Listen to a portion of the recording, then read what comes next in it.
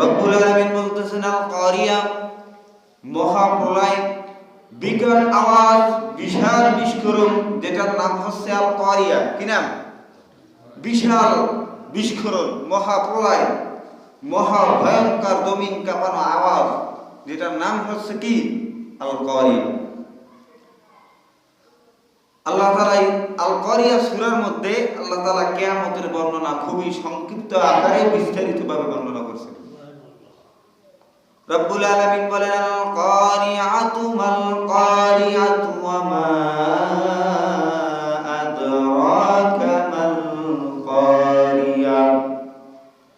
আল্লাহ বলেন আল কারিয়া, মহাপ্রলয়, মহাবিস্ফোরণ, মাল কারিয়া, করিয়া কি?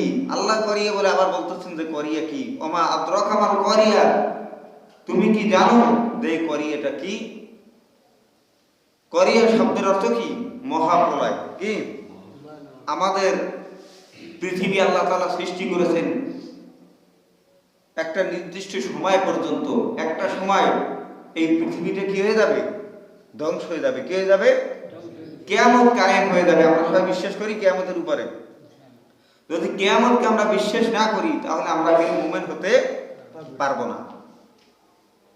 কারণ ঈমানের কয়েকটি স্তর রয়েছে। আল্লাহ রাসূল সাল্লাল্লাহু আলাইহি সাল্লামের কাছে এসে ফেরেশতা জিবরাইল একদিন প্রশ্ন করছে, ইয়া মুহাম্মদ আখবিরনি আনিল ঈমান, হে মুহাম্মদ আমাকে তুমি বলো যে ঈমান কি?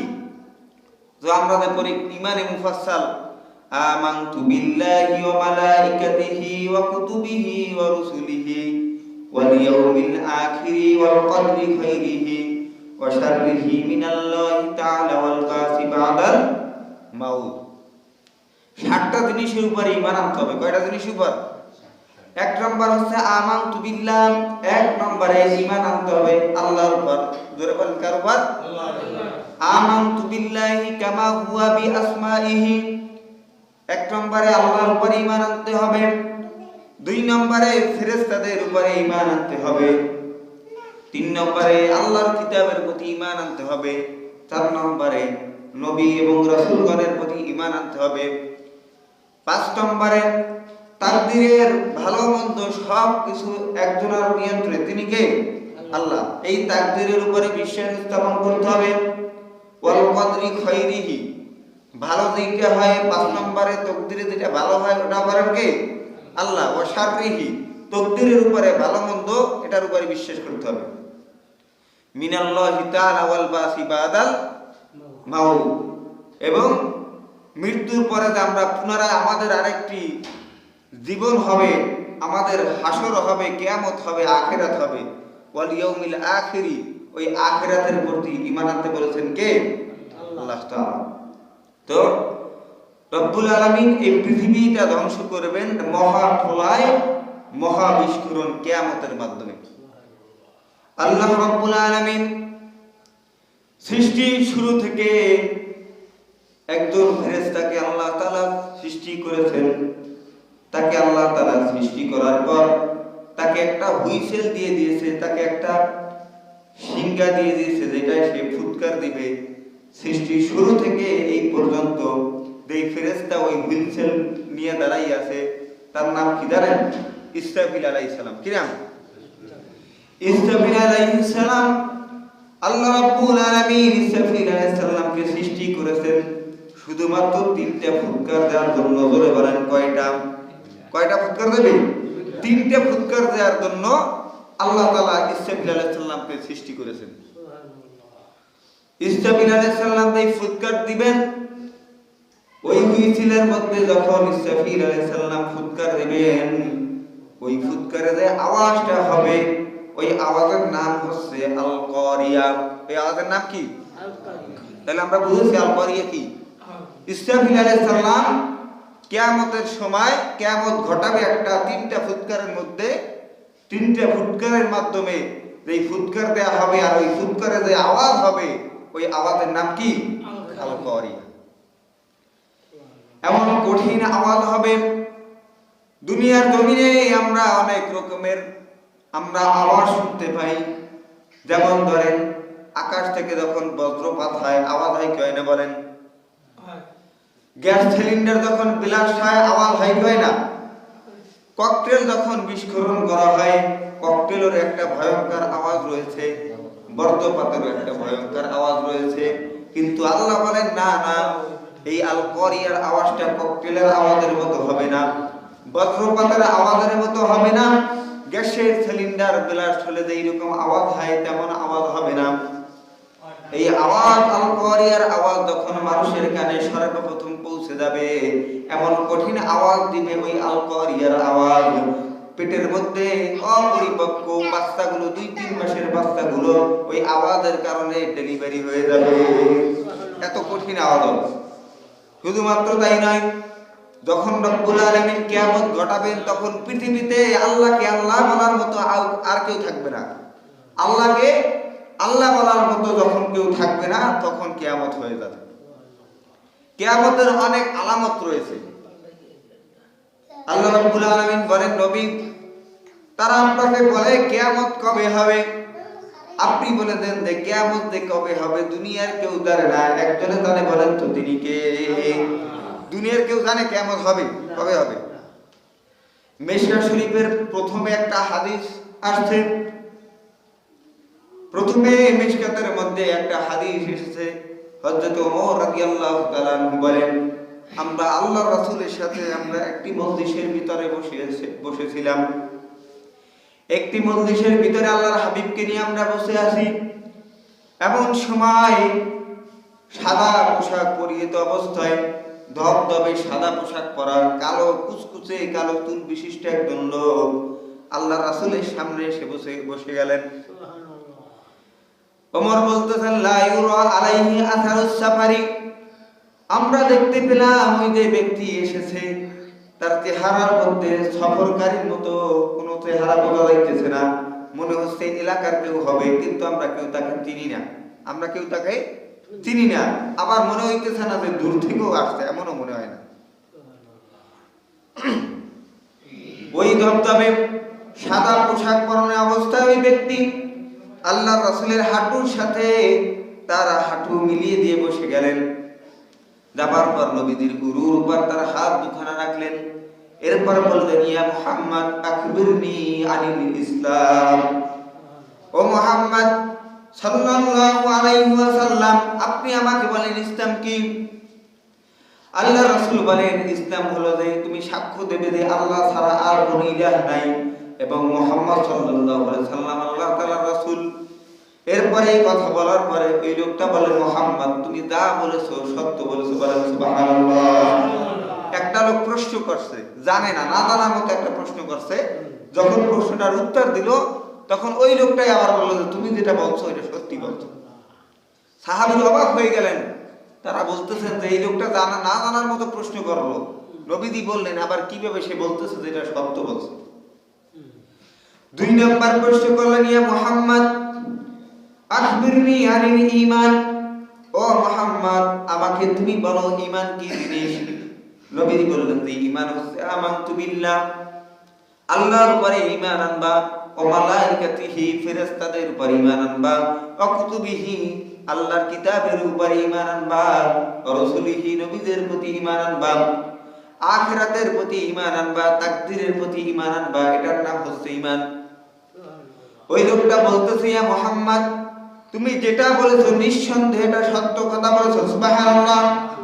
সে জানে না প্রশ্ন করতে, আবার বলতেছে তো তুমি সত্য বলতেছো। সাহাবীরা আবার অবাক হয়ে গেলেন, এই লোকটা জানে না আবার সে বলতেছে সত্য বলতেছে। আল্লাহ রাসূলকে 3 নাম্বার প্রশ্ন করলেন, ইয়া মুহাম্মদ আখবিরনি আনিল ইহসান, ও মুহাম্মদ বলেন সাল্লাল্লাহু আলাইহি ওয়াসাল্লাম তুমি আমাকে বলো যে ইহসান কি জিনিস? এবার আল্লাহ রাসূল বলতেছেন, ইহসান হলো যখন তুমি নামাজের মধ্যে দাঁড়াবে, আনতা বুদাল্লাহা কান্নাকা তারা ফাইন লাম তাকুন তারা ফাইন্নাহু ইয়ারাক। নবীজি বলেন ইহসান হলো যখন তুমি নামাজের মধ্যে দাঁড়িয়ে যাবে তুমি মনে করবে যে তুমি তোমার রবকে দেখতেছো। সুবহানাল্লাহ। আর যদি তোমার এটা দেখার মতো যোগ্যতা না হয়, তবে তুমি মনে করবে যে তোমাকে দেখতেছেন একজনে, তিনি কে? এটার নাম হচ্ছে ইহসান। এটার নাম কি? এরপরে প্রশ্ন করলেন, ও মুহাম্মদ আখবিরনি, তুমি কি আমাকে বলো, তুমি আমাকে বলো কিয়ামত কবে হবে? নবীজি বলতেছেন এটা প্রশ্নকারীর চাইতে জবাবকারী এর চাইতে বেশি কিছু জানে না। কারণ কিয়ামত কবে হবে জানেন কে? আল্লাহ। জিবরাইল আলাইহিস সালাম, ওই যে লোকটা বসা ছিল, সাহাবীরা প্রশ্ন করলেন, ও আল্লাহর নবী, ওই কালো কুসকুসে লোকটি, চুল বিশিষ্ট সাদা পোশাক পরা ওই লোকটি আসলে কে? নবীজি বলতেছেন, ও আমার সাহাবারা, তোমরা যেই লোকটাকে দেখতে পেলে, আমার সাথে এতক্ষণ কথা বলল, ওই লোকটা দুনিয়ার কোনো মানুষ না, ওটা হচ্ছে আল্লাহর ফেরেশতা হযরত জিবরাইল আলাইহিস সালাম। সুবহানাল্লাহ। তো আল্লাহর নবী কিছু ওই সময় বলছে যে এই এই আলামত পেলে তখন কিয়ামত হয়ে যাবে। তার ভিতরে একটা আছে যে মানুষগুলা বিশাল বিশাল অট্টালিকা করবে, বিশাল বিশাল বিল্ডিং করবে, যখনই দেখবে এইরকম অবস্থা হয়ে গেছে, মনে করবা কিয়ামত বেশি দেরি নেই। অযোগ্য লোকেরা যখন যোগ্যতার চেয়ারে বসে যাবে, মনে করবা কিয়ামত বেশি দেরি নাই। আজকে পৃথিবীর দিকে তাকালে দেখা যায়, শুধু পৃথিবী নাই, বাংলাদেশের মধ্যেও তাকালে দেখা যায় যেই জায়গায় যেই ব্যক্তি বসার মতো যোগ্যতা নাই, ওই জায়গায় বসে যায়। কিনা বলেন? আছে না? বহুত আছে। তো নবীজি বলেন, ততক্ষণ পর্যন্ত কিয়ামত হবে না যতক্ষণ পর্যন্ত অযোগ্যরা যোগ্যতার চেয়ারে বসে যাবে। আল্লাহ রাসূল সাল্লাল্লাহু আলাইহি সাল্লামকে আল্লাহ তাআলা ডাক দিয়ে বলেন, ও নবী, আল কারিয়াতু মাল কারিয়াতু ওয়া মা আদরাকা মাল কারিয়া। নবী, আপনি কি জানেন এই কারিয়াটা কি? ইসরাফিল আলাইহিস সালাম যখন সিংহার মধ্যে একটা ফুৎকার দিবেন, ওই ফুৎকার যখন দেয়া হবে, কোন মানুষ থাকবে বাজারে, কিছু মানুষ খানা খেতে থাকবে, কিছু মানুষ পাপের কাজে লিপ্ত অবস্থায় থাকবে, কিছু মানুষ যার যার কাজের মধ্যে থাকবে, এর ভিতরে কিয়ামত হয়ে যাবে। আল্লাহ তাআলা হযরতে ইসরাফিল আলাইহিস সালামকে ডাক দিয়ে বলবেন, ও ইসরাফিল, তোমাকে যে তিনটা দায়িত্ব দিয়ে আমি রব্বুল আলামিন তোমাকে দুনিয়াতে সৃষ্টি করেছি, তোমার দায়িত্ব আজকে তুমি পুরো করে দাও। যখন এই অনুমতি ইসরাফিল আলাইহিস সালামকে দেয়া হবে, ইসরাফিল আলাইহিস সালাম সিংহার মধ্যে এমন একটা ফুৎকার দিবেন, যেই ফুৎকারের আওয়াজ শোনার পরে সমস্ত মানুষগুলা পাগল হয়ে যাবে, বিকট আওয়াজ শুনে মানুষগুলো কানা হয়ে যাবে। যেই আওয়াজের শব্দ শুনে মানুষগুলো পেটের বাচ্চাগুলো পড়ে যাবে, যেই আওয়াজের শব্দ শুনে মানুষের কানের পর্দাগুলো ফেটে যাবে। এমন কঠিন আওয়াজ শোনার পরে মানুষগুলো দিক বিদিক ছোটাছুটি করতে থাকবে। আল্লাহ রাব্বুল আলামিন এই কথাটা কোরআনের মধ্যে বলতেছেন, ইয়াউমা ইয়াকুনুন নাসু কাল ফারাশিল মাবসুস। বলেন আল্লাহু আকবার। রাব্বুল আলামিন বলতেছেন, ওই কিয়ামতের সময় ইসরাফিল আলাইহিস সালাম যখন সিংহার মধ্যে ফুৎকার দিবেন, ওই কঠিন গগন বিদারী আওয়াজ শোনার পরে সমস্ত মানুষগুলো দিক বিদিক তারা ছুটাছুটি করতে লাগবে। আল্লাহ এখানে বলতেছেন যে পোকার মতো, বিক্ষিপ্ত পোকার মতো তারা ছিটকে ছিটকে পড়তে থাকবে। আমরা দেখি যখন লাইট জ্বালানো হয়, লাইটের সামনে পোকাগুলো ছিটতে ছিটতে পড়ে যায়। আল্লাহ বলতেছেন এই পোকার মতো মানুষগুলো ছিটকে ছিটকে পড়ে যাবে। যখন রব্বুল আলামিন ইসরাফিলকে বলবেন, ইসরাফিল তোমার 2 নাম্বার ফুৎকার তুমি দিয়ে দাও। ইসরাফিল আলাইহিস সালাম যখন 2 নাম্বার ফুৎকার দিবেন, আল্লাহ বলতেছেন, ইয়াউমা ইয়াকুনুন নাসু কাল ফারাশিল মাবসুস।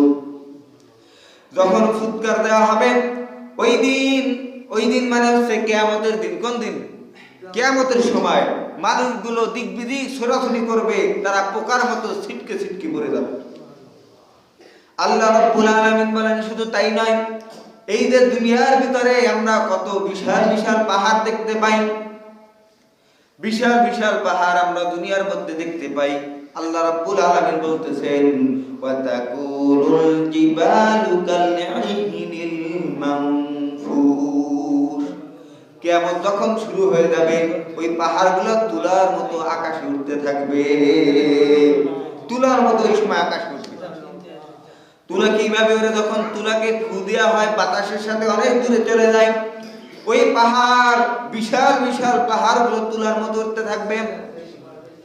আল্লাহ রাব্বুল আলামিন ইসরাফিলকে তখন ফুৎকার দিতে বলবেন। দুইটা ফুৎকার যখন দেয়া শেষ হয়ে যাবে তখন মালাকুল মউত মৃত্যুর ফেরেশতা সমস্ত প্রাণীর মৃত্যু কায়েম করে দেবে। সমস্ত প্রাণীর রূহগুলো কবজ করে নেবে। একটার পর একটা করতে করতে দুনিয়ার সমস্ত মাখলুকাতের রূহকে কবজ করা হয়ে যাবে।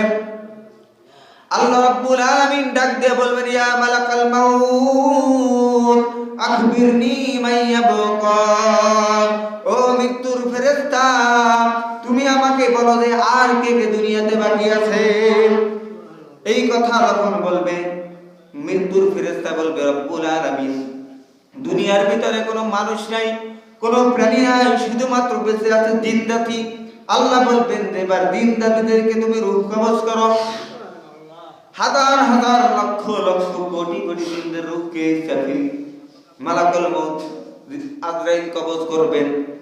সবচাইতে বেশি আযাব দিয়ে রূহ কবজ করা হবে ইবলিসের। কার বলেন? আল্লাহ আবার ডাক দিয়ে বলবেন, ইয়া মালাকুল মউত আখবিরনি মাইয়াবকা, ও মৃত্যুর ফেরেশতা তুমি আমাকে বলো যে দুনিয়াতে আর কে কে বাকি আছে। যখনই এই কথা বলা হবে মালাকুল মউত জবাব দিবেন, আল্লাহ কোনো মানুষ নাই, কোনো প্রাণী নাই, কোনো জীবজন্তু নাই, কোনো জিনদাতি নাই, শুধুমাত্র বাকি আছে ফেরেশতারা। কারা বলেন? আল্লাহ বলবেন ফেরেশতাদের রূহ কবজ করে নাও। ফেরেশতাদের অসংখ্য ফেরেশতাদের রূহকে এবার কবজ করা হবে। প্রত্যেকটা প্রাণীর মৃত্যু স্বাদ গ্রহণ করা লাগবে। ফেরেশতাদেরকে ধরে ধরে মালাকুল মউত রূহগুলো কবজ করে ফেলবেন। সব ফের যখন চারজন ফেরেশতা অবশিষ্ট থাকবে আল্লাহ আবার ডাক দিয়ে বলবেন, ইয়া মালাকুল মউত আমাকে বলো বলো দুনিয়াতে আসমানে জমিনে আর কে কে বাকি আছে আমাকে বলো। মৃত্যুর ফেরেশতা বলবেন, আল্লাহ সব ফেরেশতাও শেষ, শুধুমাত্র বাকি আছে চারজন। বলেন কয়জন? ইসরাফিল বাকি আছে, মিকাইল আলাইহিস সালাম বাকি আছে, জিবরাইল আলাইহিস সালাম বাকি আছে, আর আমি মালাকুল মউত সহ এই চারজন বাকি আছে, সবাই মারা গেছে। আল্লাহ এবার বলবেন যে মিকাইল, ইসরাফিল আর জিবরাইলের রূহগুলো কবজ করে নিয়ে আসো। তাদের রূহ কবজ করা হয়ে যাবে। এবার আসমানে জমিনে কোথাও কোনো প্রাণী নাই, কোথাও কোনো মানুষ নাই। আল্লাহ আবারও ডাক দিয়ে বলবেন, ইয়া মালাকুল মউত আখবিরনি মাইয়াবকা, ও মৃত্যুর ফেরেশতা তুমি আমাকে বলো যে আর কে কে বাকি আছে। মালাকুল মউত বলবে, আল্লাহ কোনো মানুষ নাই, কোনো জিন নাই, কোনো প্রাণী নাই, কোনো ফেরেশতা নাই, সব মৃত্যুবরণ করেছে, শুধুমাত্র একমাত্র আমি আছি। আর আনতাল হাইয়ুল কাইয়ুম, তুমি তো মরবে না, তুমি তো চিরঞ্জীব, আর তুমি আছো আল্লাহ। আল্লাহ রাব্বুল আলামিন বলবেন, ও মালাকুল মউত সব প্রাণীদের তুমি মৃত্যুবরণ করাইছো, এইবার তুমি নিজে মৃত্যুবরণ করো। আল্লাহ বলবেন, মুতিয়া মালাকুল মউত, ও মৃত্যুর ফেরেশতা তুমি এবার মৃত্যুবরণ করো। এই কথা বলার পরে মৃত্যুর ফেরেশতা মালাকুল মউতের শরীরের মধ্যে ঝাঁকুনি শুরু হয়ে যাবে, কাঁপতে থাকবে, মৃত্যুর যন্ত্রণায় কাঁপতে থাকবে। আল্লাহ বলেন, মালাকুল মউত কেঁদে লাভ নাই, কেঁপে কোনো লাভ নাই, কুল্লু নাফসিন যায়িকাতুল মাউত, প্রত্যেকটা প্রাণীর মৃত্যুবরণ করতে হবে। মালাকুল মউত পুতিয়া মালাকুল মউত সবাই মারা যাবে, এবার তুমি মারা যাও। জান্নাত এবং জাহান্নামের মাঝখানে পড়ে মৃত্যুর ফেরেশতা মালাকুল মউতের জীবনের খেলা শেষ, সেও মারা যাবে। এইবার আসমানের জমিনে, আকাশে, সাত আসমান জমিনের মধ্যে কেউ বাকি থাকবে না, কোনো মানুষ থাকবে না, কোনো প্রাণী থাকবে না, কোনো জিন থাকবে না, কোনো ফেরেশতা থাকবে না, একজন থাকবে। জোরে বলেন তিনি কে? আল্লাহ বলবেন, লিমানিল মুলকুল ইয়াউম লিল্লাহিল ওয়াহিদিল কাহ্হার। আল্লাহ সেদিন বলবেন আজকে রাজত্ব কার? কেউ জবাব দিবে না, আল্লাহ নিজেই জবাব দিবেন রাজত্ব কার? আল্লাহ। জোরে বলেন কার? আল্লাহ বলবেন, লিমানিল মুলকুল ইয়াউম, আজকে রাজত্ব কার? আজকে কোথায় ফিরাউন গেল, কোথায় নমরুদ গেল, কোথায় নিম্নত গেল, কোথায় জুলুমকারী শাসকরা গেল, আজকে তারা কোথায়? সেদিন কেউ থাকবে? আল্লাহ তাআলা নিজেই বলবেন যে লিল্লাহিল ওয়াহিদিল কাহ্হার, আজকে রাজত্ব হচ্ছে মহান আগে রাগান্বিত আল্লাহর। রব্বুল আলামিন এইবার ফেরেশতা ইসরাফিল আলাইহিস সালামকে বলবেন, তুমি এইবার তার রূহটা দেয়া হবে, বলবে যে তোমার 3 নম্বর ফুৎকার দিয়ে ডিউটি শেষ করো। ইসরাফিল আলাইহিস সালাম যখন 3 নম্বর ফুৎকার দিবেন, যত মানুষ মৃত্যুবরণ করছে সবাই হাসরের ময়দানে উঠে যাবে। আল্লাহ রাব্বুল আলামিন ওই ময়দানের কথা বলতেছেন, যখন মানুষগুলো হাসরের ময়দানে উঠে যাবে, একটা হিসাব বলবে। কি বলবে? হিসাবের সময়, ফাইনাল রাউন্ড, ফাইনাল দিবস, যেই দিনের পরে মানুষ আর কোনোদিন মৃত্যুবরণ করবে না, আর কারো কোনো হিসাব নেওয়া হবে না। দুইটার ডিসিশন হবে, একটা হচ্ছে জান্নাত আর একটা হচ্ছে জাহান্নাম। কিয়ামতের ময়দানে যখন মানুষগুলো উঠে যাবে, ওঠার পরে তারা দেখবে যে জমিনটা মাটিও না, রূপাও না, জমিনটা হচ্ছে তামার জমিন। কিসের জমিন বলেন? এমন গরম উত্তপ্ত তামার এক জমিন হবে, যেই আওয়াজে যেই জমিনের সূর্যটা মাথার কাছে চলে আসবে, মাথার মগজগুলো টাস টাস করে ফেটে গিয়ে নাকের ছিদ্র আর কানের ছিদ্র দিয়ে বেয়ে বেয়ে পড়বে। আল্লাহ রাব্বুল আলামিন এই দিনের কথা বলতেছেন, যেই দিন কিয়ামতের ময়দানে একজনের সাহায্য ছাড়া কেউ জান্নাতে পাইবে না। তিনি কি বলেন তো? আল্লাহ এবং নবী মুহাম্মদুর, তার সাহায্য ছাড়া কেউ জান্নাতে যাইতে পারবো আমরা? কেউ পারবো না। আল্লাহ রাব্বুল আলামিন বলতেছেন, فَأَمَّا مَنْ ثَقُلَتْ مَوَازِينُهُ فَهُوَ فِي عِيشَةٍ رَاضِيَةٍ। কিয়ামতের ময়দানে রব্বুল আলামিন সব মানুষদেরকে দুইটা দলে ভাগ করবে। ধরে বলেন কয়টা? কয়টা? দুইটা দলে ভাগ করবে। আল্লাহ তাআলা বলবেন, ওয়ামতাজুল ইয়াউমা আইয়ুহাল মুজরিমুন। ও পাপিষ্টের দলেরা, ও বেনামাজির দলেরা, ও নিকৃষ্টর দলেরা, ও সুদখোরের দলেরা, ঘুষখোরের দলেরা, জুলুমকারীরা, আজকে তোমরা আলাদা হয়ে যাও। কি হয়ে যাও? আলাদা হয়ে যাও। তোমাদের হিসাব কি হবে? আলাদা হবে। আল্লাহ রাব্বুল আলামিন তাদেরকে আলাদা করে দিবেন, তারা আলাদা হইতে চাবে না। রব্বুল আলামিন তাদেরকে কুদরতিভাবে আলাদা করে দিবেন। জাহান্নামের উত্তপ্ত আওয়াজ তাদের কানে ভেসে আসবে, গোমরানির আওয়াজ, জাহান্নাম, ক্ষুধার্ত জাহান্নাম তাদেরকে ডাকতে থাকবে। 70,000 ফেরেশতা তাদেরকে শিকল দিয়ে টানতে থাকবে, তাও আটকাতে পারবে না। আল্লাহ রাব্বুল আলামিন ওই দিন দুই ধরনের হিসাব দিবেন। কারো হিসাবটা দিবেন ডান হাতে, আল্লাহ তাআলা একটা আমলনামার কিতাব দিবেন, আর কিতাব দেওয়ার পর বলবেন, ইকরা কিতাবা, তুমি তোমার বইতে পড়ো, কাফা বিনাফসিকা, তোমার নিজের হিসাবটা এবার তুমি লও। রব্বুল আলামিন প্রত্যেকের হাতে যখন কিতাবটা দেয়া হবে, রব্বুল আলামিন বলবেন যে তুমি হিসাব করো, তুমি কি জান্নাতে যাবা নাকি জাহান্নামে যাবা। যাদেরকে ডান হাতে আমলনামা দেয়া হবে, তা বিনা হিসাবে আল্লাহর জান্নাতে চলে যাবে, সুবহানাল্লাহ।